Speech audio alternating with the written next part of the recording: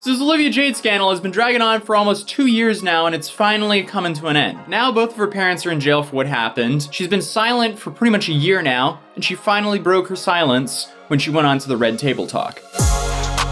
For those of you guys who don't know what happened, I'll give you guys a quick recap now. Olivia Jade, who's the daughter of actress Lori Loughlin and fashion designer Massimo Giannulli, they all ended up being the poster family of the college admissions scandal back in 2019. Yes, that's correct. There's a greater scandal behind the Olivia Jade scandal called the college admissions scandal. The college admissions scandal came to light after an investigation on a conspiracy theory named Operation Varsity Blues, where they found 33 parents of college applicants were accused of paying more than $25 million between 2011 and 2018 to William Rick Singer. This is him. So if you applied to any of these universities between 2011 and 2018 and were denied, well, you clearly didn't pay this guy enough money. That's right, ladies and gentlemen, mobile games aren't the only thing that's pay to win. Sadly, life is as well. But this man single-handedly changed the abbreviation of University of Southern California to University of Spoiled Children.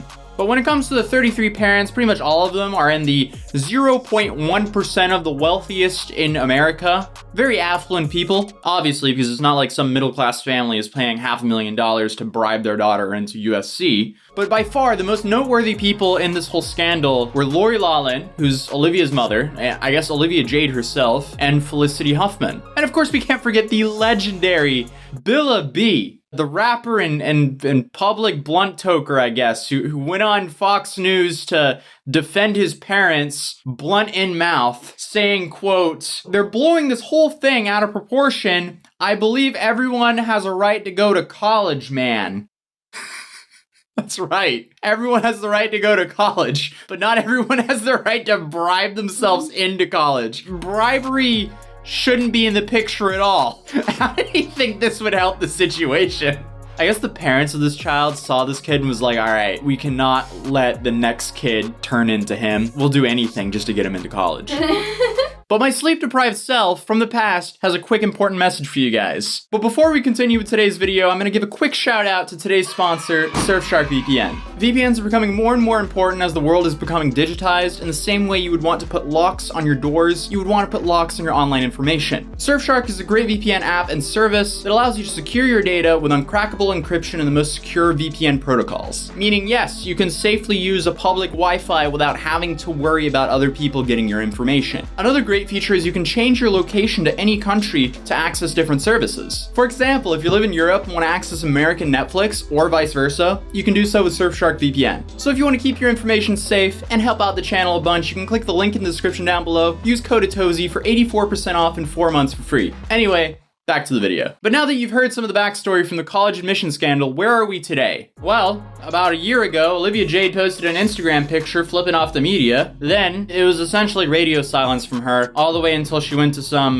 COVID party in the Hollywood Hills in September. That happened. Hey, yo, I'm gonna rap. Okay. Red. It's the color of the dead. True. I'ma hit him in the head. He already dead, so why would you do that? Cause that's what he said. He's what? So he's red, dead, hit in the head, because of something he said. Alright, fair. I hit him with a lead. Ooh. His name was Ted. Ted? I'ma retire.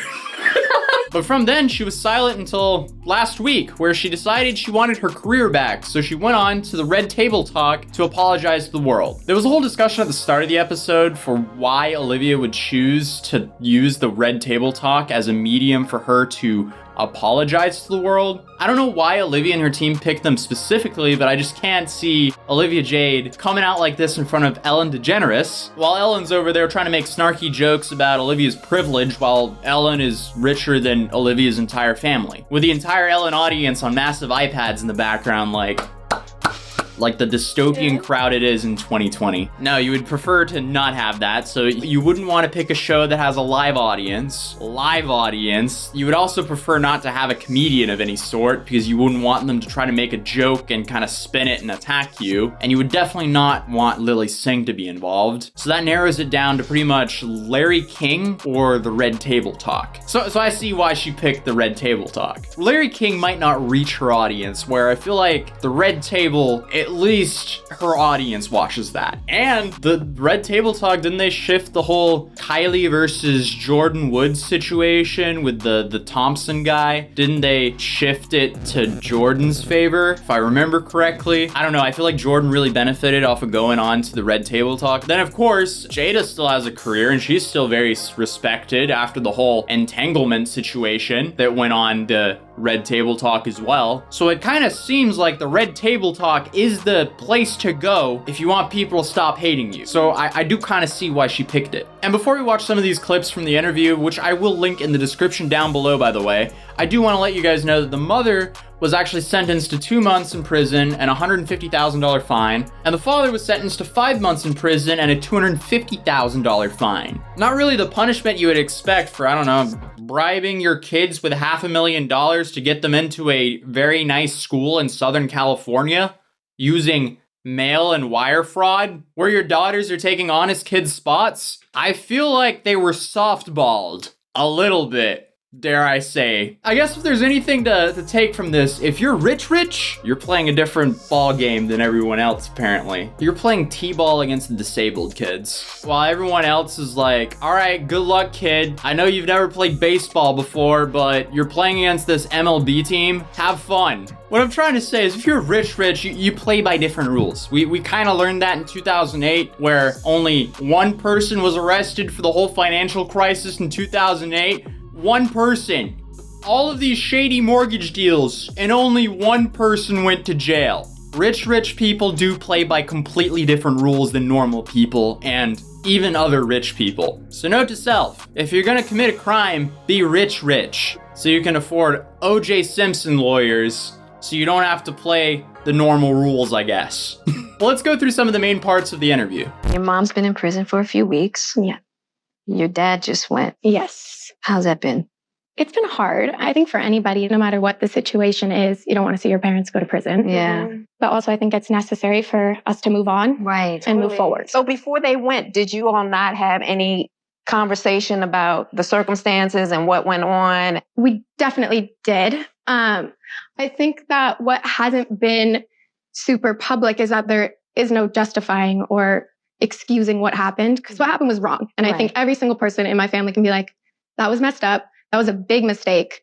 But I think what's so important to me is like to learn from the mistake, not to now be shamed and punished and never given a second chance. Because I'm 21, I feel like I deserve a second chance to redeem myself, to show I've grown. I agree with her to an extent here. I don't think she should be canceled for life for this, because, I mean, at the end of the day, she was, 18, 19 when this all happened, with most likely her parents, like, heavily pushing her to do this. And most likely she was also in a social bubble where I guess she couldn't see how unfair it was to other honest students what she was doing. But do I think she deserves to get into USC? Hell no.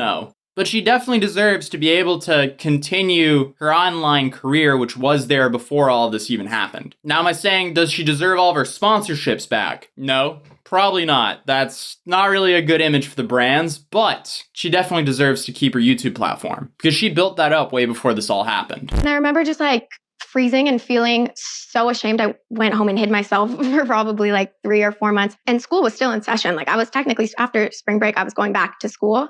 And I felt so ashamed and embarrassed. And although I didn't really 100% understand what just had happened, because there was a lot that when I was applying, I was not fully aware of what was going on. Right. So when I got home, I just felt so ashamed. I was like, I can't go back there. This is wrong. But I just remember feeling embarrassed, ashamed, and getting the hell home. And did you go back to school, or did you decide not to return? Yeah, I never went back. I was too embarrassed. And Yeah, and you know what? I shouldn't have been there in the first place, clearly. So there was no point in me trying to go back. Hey, at least she's admitting she's wrong. I mean, the worst thing that could have happened here is if she deflected everything to her parents and like sat there like, oh, poor me, I was tricked into doing this. I mean, she might have been tricked into doing this, but that would have been a bad look. I'm just happy she's not sitting here painting herself as innocent. What were some of the repercussions throughout this whole situation? Because you're a beautiful, young, white woman who's been born into privilege, right? Exactly. And so there would be some people that would feel like she'll be fine. Like, I feel that way. Right. Clearly. Right. Yeah, I feel like you will be fine. Right. Yeah. And that there are other people that wouldn't be fine. Right. Okay, that's an odd spin in my opinion. I mean, we're talking about the college admission scandal where rich parents bribe their kids into school. All of these kids involved would be quote unquote fine no matter what. I feel like this is more of a wealth inequality issue rather than a racial issue. Because if Willow was in the same situation as Olivia, she would also be fine no matter what. That's why it's hard, because I'm not trying to come across like, oh, this situation, like, I'm not trying to victimize myself. I don't want pity. I don't deserve pity. We messed up. I just want a second chance to be like, I recognize I messed up. And for so long, I wasn't able to talk about this because of the legalities behind it. I never got to say, I'm really sorry that this happened, or I really own that this was a big mess up on everybody's part. But I think everybody feels that way in my family right now. Again, do I feel bad for her? No. Am I happy she's taken accountability? Yes. Do I believe she has a future within university? No. Do I believe she'll still be a relevant creator? Probably. Because at the end of the day, kids don't care about controversies, because then we would have far less controversial kids channels. But unfortunately, they're all over the place, so yes, I do believe that she could easily get a career back. Well, to be fair, she's probably making like 2 to 3 grand a month off of just YouTube ad revenue still, so she pretty much still kind of has a career there. You can't go shopping on Rodeo Drive with that, but it's still a career. So what have you learned specifically? When all this first happened and it became public, I remember thinking, which my thoughts are completely different now, but I remember thinking, how are people mad about this? Like, I know that sounds so silly, but in the bubble that I grew up in, I didn't know so much outside of it. And a lot of kids in that bubble, their parents were donating to schools and doing stuff that advantage. There are so many advantages. It's not fair and it's not right, but it was happening. Right. And so when this first came out, I was like, I don't really understand what's wrong with this. Like, I'm not understanding. And that was because what was going on looked like to you that it was just, this is what happens. Like, everybody does this. This is normal. But I didn't realize at the time that's privilege. I didn't put those two together. I was like, well, this is what everybody does. And my parents worked really hard and I don't understand, but that's not how it should be. And unfortunately, that's how it was. And I'm grateful for the situation to see that big change and that big difference in my own mind, to know like, okay, Olivia, the fact that you were on YouTube and you were saying stuff like, I don't want to go to school. I just want to go party at school. I don't know how much of school I'm going to attend, but I'm going to go in and talk to my deans and everyone and hope that I can try and balance it all. But I do want the experience of like game days, partying. I don't really care about school. Like, the fact that you even could say those things just shows how fortunate you were, that you didn't have to worry about that, that you knew you were going to be okay without it. And that sits with me and makes me cringe. And it's embarrassing that I ever said those types of things. And not only said them, but edited it, uploaded it, and then saw the response to realize it was wrong. Okay, so it actually seems like she might have learned her lesson here. I mean, she could have skipped on going to that COVID party back in September, but this seems like a very different Olivia Jade from the one that I was making videos on back in March of 2019. I don't know if she really made it better or worse for herself, because like a lot of the stuff in this interview we kind of already knew or had an idea of. Obviously, she was very privileged, or else she wouldn't be in the college admission scandal. But at the end of the day, we live and learn from our mistakes. I think it's safe to say that Olivia Jade won't be bribing herself into any universities in the near future. That's for sure. But that's just my take. Please let me know what you think. Do you think this is all a front, or do you think she actually learned her lesson? Please let me know in the comments down below. If you're new here, I welcome you to my channel. It'd be awesome if you subscribed. I'm linking the full Red Table interview in the description down below, so feel free to check out that. And also, if you want to check me out outside of YouTube, you can find me as Atozy on Instagram or Twitter. Links will be down in the description down below. But on that note, I'll see you guys in the next video. Peace. Baby, I'm crazy. You know I get so jaded. My mama told me I made it, but I'm still not up on no playlist. And I still hit up on my haters. Everybody else is so faithless, saying if you hate it, don't play it. But maybe I'm the one that needs changing. But I don't really want change, no. Think I get to where I wanna go.